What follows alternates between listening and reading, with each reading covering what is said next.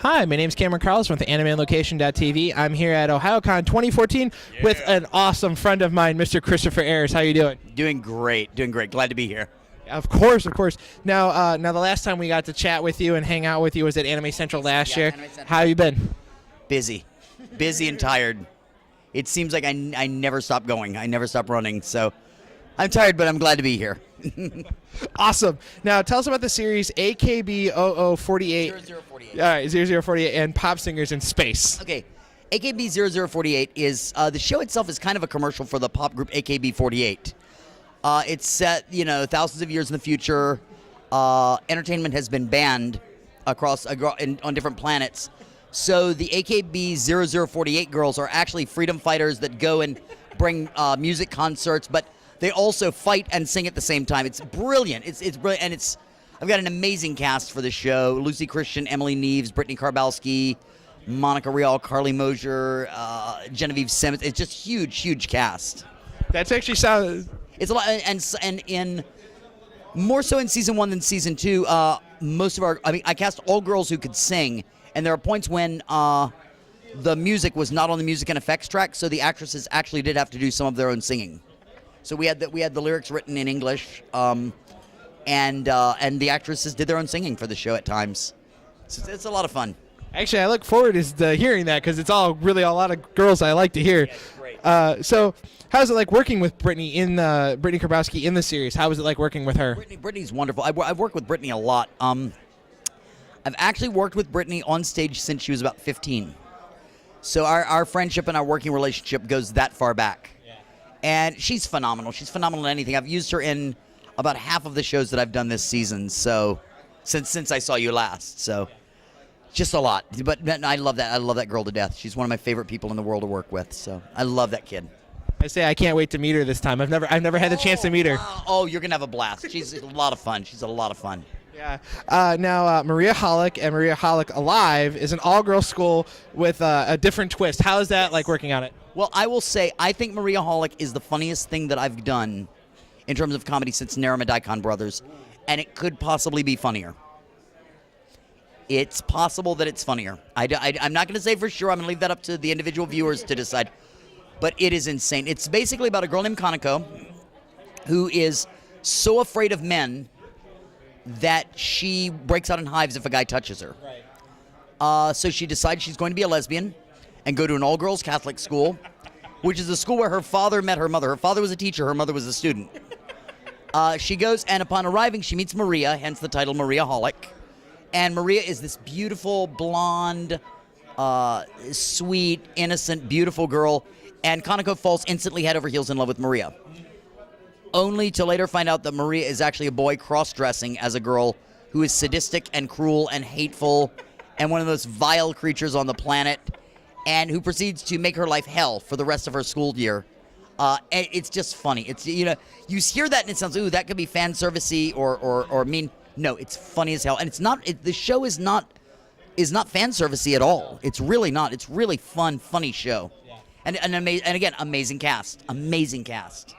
I saw it originally when Sentai brought it out and subbed, and then you guys got the great opportunity to go back and add your own flavor and everything to it. So I actually look forward to seeing it. Yeah, and I was very lucky on that show. The ADR writer was one of the translators for the Tokyo Pop manga. So he was intimately familiar with the characters and the story and all of that. So that brought a lot to it. I mean, I sat down with him and we talked about the show and we talked about the series, and it really did help having somebody with that extensive a knowledge of the show, of the story itself. So it was good. Awesome. So now, how is it like bringing back Jessica Calvo and Monica Cavello? Pardon me, and Monica Rial within the same series? How is it putting both those girls back together? Okay. They are. I think Jessica is a comic genius. She's one of the funniest human beings that I know, and she and Monica have not been back together in a broad comedy since the original Excel saga. They were the original Excel and Hyatt. So everybody was really excited that we had them back together, and it was just gold. And both of them, Jessica thinks that Monica's work is so brilliant, that she looks like nothing in comparison.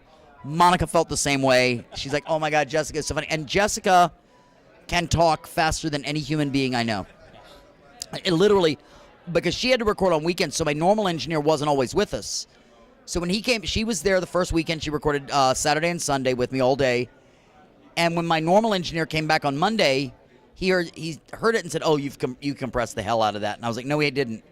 The next Friday, she came in to work with us, and she did one of these rapid runs like a machine gun. And Brent's like, "Oh my God, you didn't compress at all." I said, "No, we didn't." So I mean, Jessica's just a force of nature, and Monica is also an equal force of nature. So you've got both of them together. I will say most people, if you're used to the kind of work Monica normally does, my engineer in watching her record said if I weren't watching her do that, I would not know the two voices were the same person. because Maria, she's not only playing Maria and Maria as a boy, right. She's playing Maria's twin sister, who is a girl, in season 2. Maria's twin sister, who is a girl, who's pretending to be a boy at another school. So she's actually playing 4 different voices, and it's brilliantly, and absolutely brilliantly.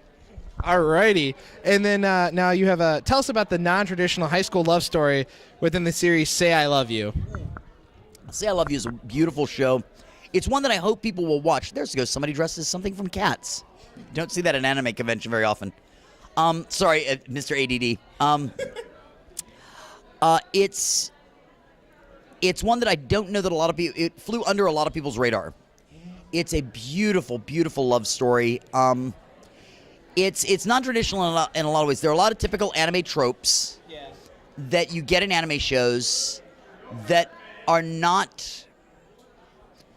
there in this, but not in the way you think. Like, for instance, my brother plays the horn dog character, and he's in love with the girl with the big boobs. And at one point, he's talking about her, and he gets a nosebleed. Happens in anime all the time. You see it all the time. No, the reason is because earlier you saw him get hit in the face with a soccer ball, and he's gone to the nurse's office to take care of a nosebleed, and he gets asked about the girl, and he starts talking about her, and his nosebleeds, but not from any other reason that he got hit in the face with a soccer ball. You have a lot of things like that are anime tropes that they give a more rational explanation. Also, this is one where, normally boy or girl meet each other, spend 13 episodes trying to get the other one to fall in love with them. Or to get up the nerve to tell someone. Yeah, in this one, the first episode, the male lead tells the female how he feels about her. The first episode?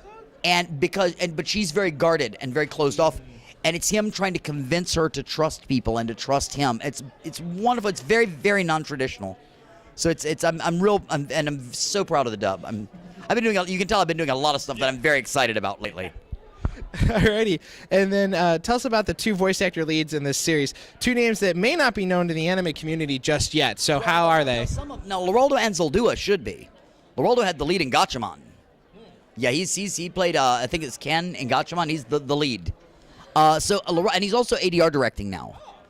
He's served as my ADR assistant ADR director on season 2 of Little Busters, which I'm sure we'll talk about later. But no, Leraldo is phenomenal. He's been doing a lot. Caitlin French is a newer actress. She's not so much new. She's been working about 2 years now. She's done leads in Bodacious Space Pirates. One of the leads in AKB 0048. She plays Matsurika in Maria Holic. Caitlin has got just this really fascinating voice. She's a wonderful actress and a very subtle actress. And you needed something for this show that was very, very pulled in. And there was a quality to her voice that sounded, for some reason to me, it reminded me a lot of the original Japanese Seiyu, who I thought was wonderful. And as a result, I ended up casting her, and she just knocked it out of the ballpark. And Leraldo, I use Leraldo for a lot of, in Hakuoki, he plays he plays Saito, the very honorable swordsman. I have Leraldo play a lot of very noble characters. But at its core, when you listen to Leraldo's voice, what most people think is, wow, that sounds like a really nice person. And for the male lead, you had to buy him instantly as the nicest guy in the world. In fact, my engineer kept saying, okay, when is the ball going to drop? He can't be that nice.